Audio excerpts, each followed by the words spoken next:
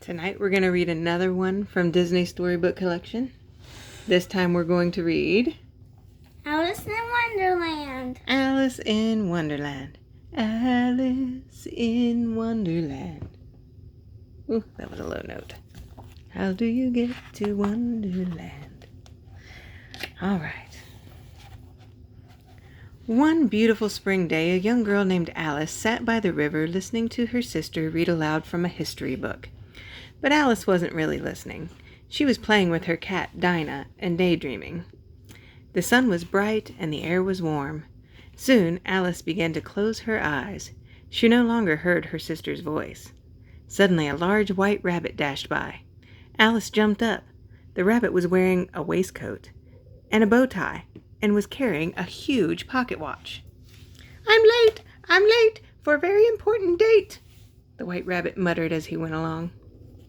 Alice went chasing after him, but stopped short at a rabbit hole. The rabbit scuttled down the hole. Thinking he might be late for something fun, like a party, Alice followed him. Suddenly she stumbled and fell head over heels into the hole, but instead of falling faster, she began falling slower and slower until she was floating. She landed gently just in time to see the rabbit disappear through a tiny door. Alice was too big to follow him. The doorknob suggested she try the bottle on the table, which said, "Drink me." Alice drank and drank. With every sip, she got smaller and smaller. When she was ready to open the doorknob told her that he was locked. Then he suggested she try a cookie from the box labeled, "Eat Me." Alice did, and she began to grow. Soon she was crying giant tears. The doorknob told her to drink again. She grew smaller and smaller until she could float right through the keyhole. On the other side of the keyhole, Alice found she was in the strangest place. There were talking birds and walking fish and a Cheshire cat who kept appearing and disappearing. Alice kept hoping that one of these creatures would help her find the white rabbit, but they were no help at all. She came upon a pair of twins. They introduced themselves as Tweedledum and Tweedledee. "How do you do, Tweedledum and Tweedledee?" Alice greeted them. She could not tell them apart at all. "When first meeting someone, you should shake hands and state your name and business," said Tweedledum, grabbing Alice's hand and shaking it firmly.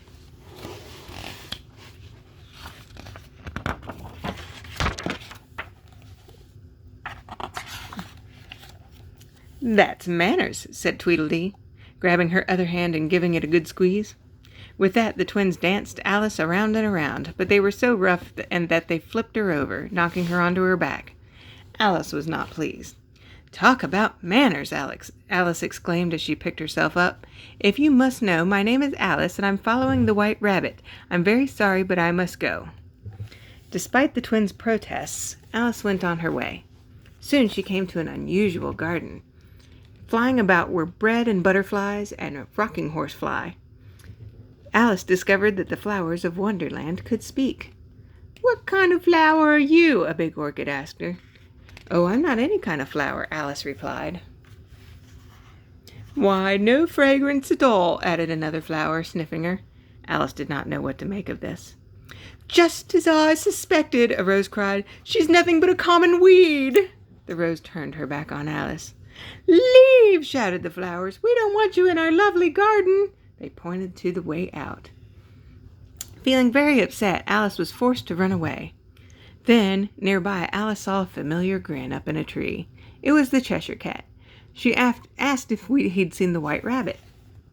"No," replied the cat, "but if I were looking for him, I'd ask the Mad Hatter." And with that, the cat began to disappear. Alice realized that the cat hadn't told her how to find the Mad Hatter. She walked along and saw two road signs pointing in the same direction. One read Mad Hatter and the other read March Hare. She followed the signs to a clearing in the woods where the Mad Hatter was giving a tea party with the March Hare. They made Alice feel quite unwelcome. They refused to offer her a cup of tea and had no intention of helping her find the white rabbit. Alice went on her way and soon ran into the Cheshire cat again. She explained that she was trying to find her way home, but the cat replied that all ways led to the Queen. He opened a door and Alice stepped through. The white rabbit hurried into view. He was about to announce the Queen. The Queen of Hearts appeared and invited Alice to play croquet. But during the game, the Cheshire cat showed up and tripped her royal majesty. The queen was enraged and blamed Alice. "Off with her head!" she cried. There was a mad chase, and Alice ran through Wonderland to get away. Suddenly, Alice awoke on the riverbank. "You've been dreaming," her sister said. Alice looked around but didn't see any strange talking creatures. All she saw were her sister, the old history book, and Dinah, her kitten, and that was just fine with Alice. The end.